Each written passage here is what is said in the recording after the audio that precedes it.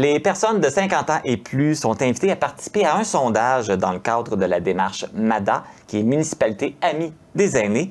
Pour connaître à quoi vont servir les opinions recueillies, je reçois Nancy Bérubé, qui est conseillère en développement social à la MRC de la Matapédia. Bonjour Nancy. Bonjour Marc. Ça va bien? Ça va très bien, merci. Donc, on parle de nos aînés, de nos 50 ans et plus. Oui. Donc, il y a un sondage qui est en route présentement, là, qui est actif.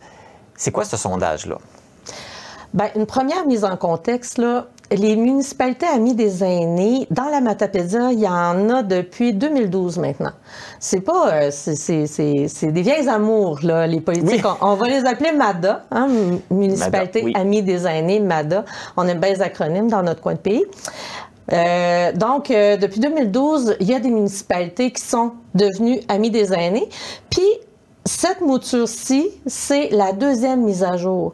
Donc, les communautés sont habituées là, d'avoir des mises à jour puis de faire circuler des sondages pour connaître les besoins des aînés. Puis une municipalité amie des aînés, pourquoi une municipalité voudrait devenir amie des aînés, d'après toi? Ouais, c'est plus pourquoi on utilise cette expression-là, mais j'imagine, amis, c'est parce qu'on veut rester proche avec eux. On veut les garder chez nous aussi, j'imagine. On veut en prendre soin. On veut adapter les endroits pour eux aussi. C'est en plein ça, Marc. Vraiment, bravo. Je vais-tu avoir une étoile dans mon cahier? C'est en plein ça.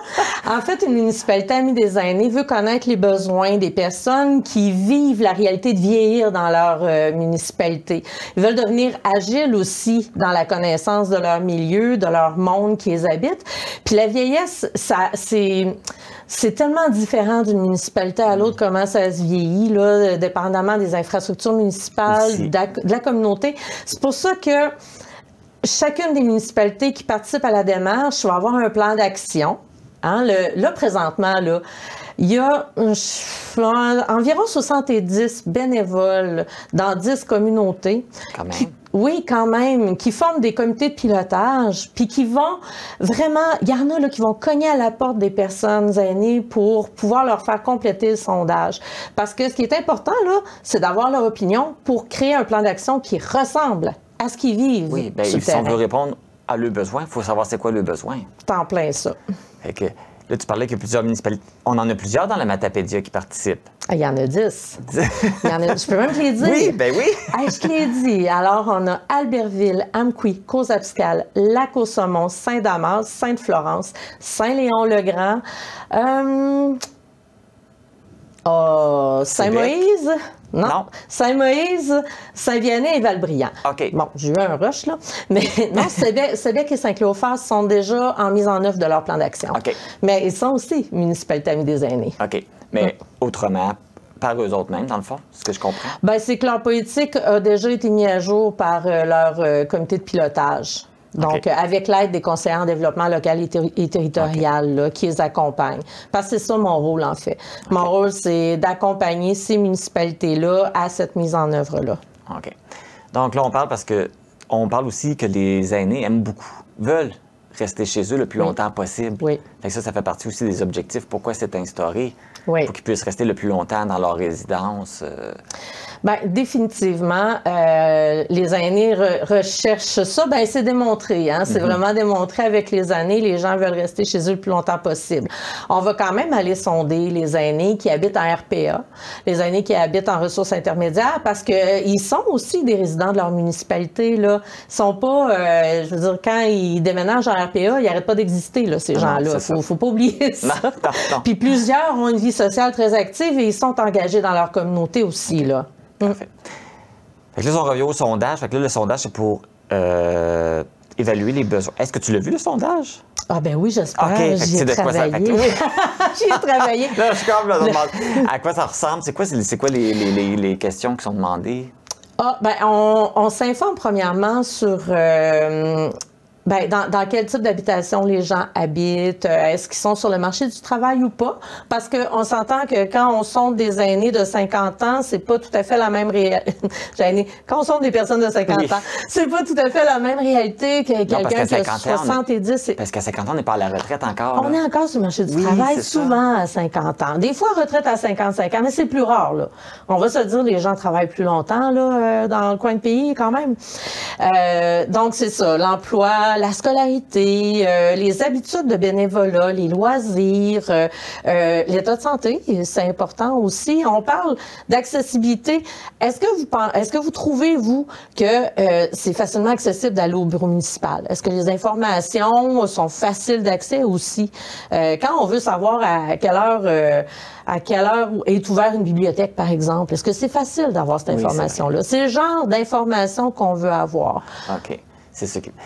Et puis, les gens, là, ils peuvent remplir le formulaire, c'est encore actif? Ah oui, c'est actif. Pour certaines municipalités, ça fait déjà un moment qu'ils sont en consultation. Le sondage se termine le 10 octobre. Pour d'autres, la période de consultation a démarré un peu plus tard et se termine à la fin du mois d'octobre.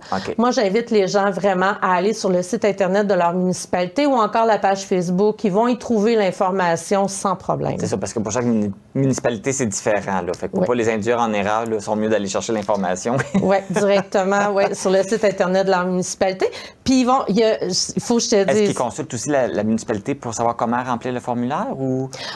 Ils peuvent aller à la municipalité. Les gens, il y a des gens qui peuvent être référés là, pour aider à compléter le formulaire. C'est une excellente question. Dans un premier temps. Dans un deuxième temps, ça se peut que dans les prochaines semaines, les gens trouvent ça bien tannant de se faire rappeler de compléter le sondage MADA parce qu'il y en a 10 municipalités qui sont en consultation, puis les gens sont mobiles sur le territoire. Ils vont aux différentes soirées, aux différents déjeuners, aux différents bingos. Fait que c'est autant de lieux qui vont leur rappeler de compléter le sondage, puis c'est parfait comme ça. Parfait. Ceux qui sont habitués avec la technologie, ils peuvent y aller par un code QR aussi? Oui, un code QR. On ouvre notre appareil photo, on balaie le code QR, il nous apparaît un lien, on va cliquer sur le lien, puis ça... Le sondage s'ouvre comme par magie. Là, tu mentionnais qu'ils ont selon les dates, là, au mois d'octobre pour remplir. Entre le 10 et le 25 octobre, dans le courant du mois d'octobre. Et puis, qu'est-ce qui va arriver? Ça va être quoi les prochaines étapes après le sondage? On va travailler sur ce qu'on appelle un diagnostic de la communauté. Donc, on recueille là, toutes ces informations-là, puis on les analyse.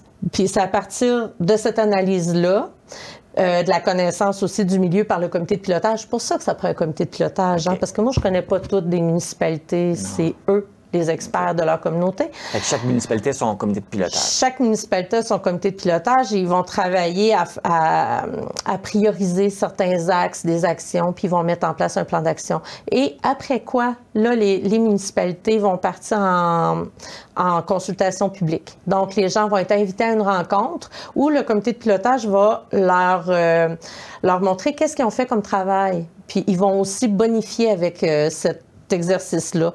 Les gens vont pouvoir manifester, on aurait pensé à ça ou ça...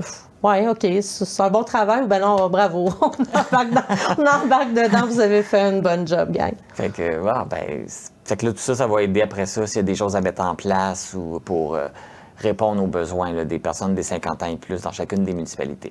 Oui, puis étonnamment, là, des fois, les besoins que les personnes de 50 ans et plus nomment répondent aussi aux besoins de d'autres personnes dans la communauté. Donc, on vit en communauté, c'est ça.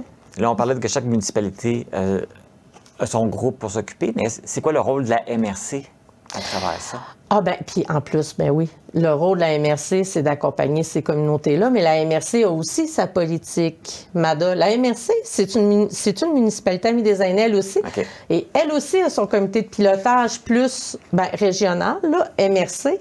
Puis, à l'intérieur du sondage, il y a une place pour les autres municipalités pour que les gens puissent répondre aussi au sondage, même s'ils n'habitent pas dans les 10 municipalités, pour pouvoir nourrir la MRC dans ses actions pour les 4 prochaines années. Merci, c'est important. Oui, bon. Merci, Nancy, de ta visite. Puis on invite les gens là, à aller remplir le formulaire en grand nombre. Je vais pouvoir y aller cette année, je vais le faire. Bravo. Merci. Merci beaucoup. Donc, si vous êtes intéressé à remplir le questionnaire, le sondage, vous pouvez consulter votre municipalité participante. On les a nommés un petit peu plus tôt là, dans l'entrevue. Ou vous pouvez appeler votre municipalité pour savoir si elle est participante. Ils vont pouvoir vous guider pour comment remplir le sondage. Si vous êtes habile avec vos téléphones, vous avez un petit code QR que vous pouvez scanner aussi qui va vous permettre d'avoir accès là, au formulaire.